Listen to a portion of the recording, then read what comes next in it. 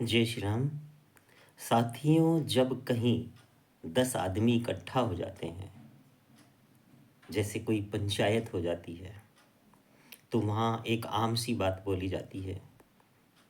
झूठ बोलना पाप है, चोरी करना पाप है, किसी के साथ हिंसा करना पाप है, ये पाप है और ये पुण्य है।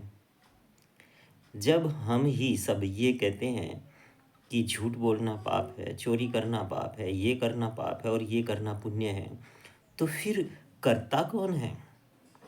सभी को तो पता है कि ये करना गलत है और ये करना सही है। फिर गलत कौन करता है? हम ही करते हैं ना। आपने देखा होगा, रावण को कौन बनाता है?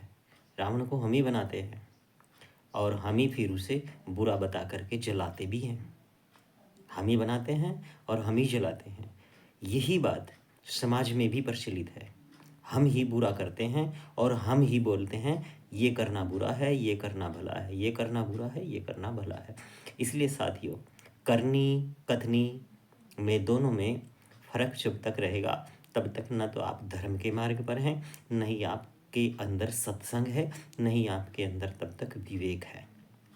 जिस दिन मनसा वाचा कर्मणा, जिस दिन मन से, वचन से और कर्म से हम एक हो जाते हैं और हमारा विवेक से अंतःकरण शुद्ध हो जाता है, तभी हम धर्म के मार्ग पर भी आ सकते हैं, आते हैं, और तभी हम सत्संग का फल भी प्राप्त कर लेते हैं। नहीं तो जब तक हमारा मन कुछ है, हमारा विचार कुछ है, हमारे कर्म कुछ है, हमारी सोच कुछ है, हमारी बात मुंह में कुछ है, वाणी कुछ है, तब तक सब कुछ अस्त व्यस्त है। हमारा जीवन भी इसी प्रकार का हो जाता है जिस प्रकार के हमारे मन, वचन और कर्म होते हैं, अस्त व्यस्त सा। तो ऐसा ना करें। कोशिश करें कि हम मन से, वचन से और कर्म से एक हों, तो इस युग में भी, इस कलयुग में भी हमें शांति की प्राप्ति संभव है। जरूरत है विवेक से जीवन आगे बढ़ाने की और मन, वचन, कर्म को एक ट्रैक पर लेकर के आने की। पहले विवेक जगाना है, क्योंकि विवेक ही ये फैसला करेगा क्या सही है और क्या गलत है। जब सही और गलत का पता लग जाएगा, तभी हम मन और वचन और कर्म, इन तीनों से एक हो सकते हैं।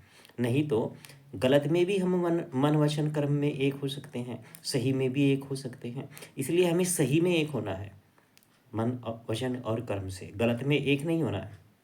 इसलिए विवेक की जागृति आवश्यक है। उसके बाद मन, वचन और कर्म एक होना आवश्यक है। और इस कलयुग में भी हम शांति को, धर्म को, सुख को, समृद्धि को, प्रतिष्ठा को, पद को प्राप्त हो सकते हैं। जय श्री राम।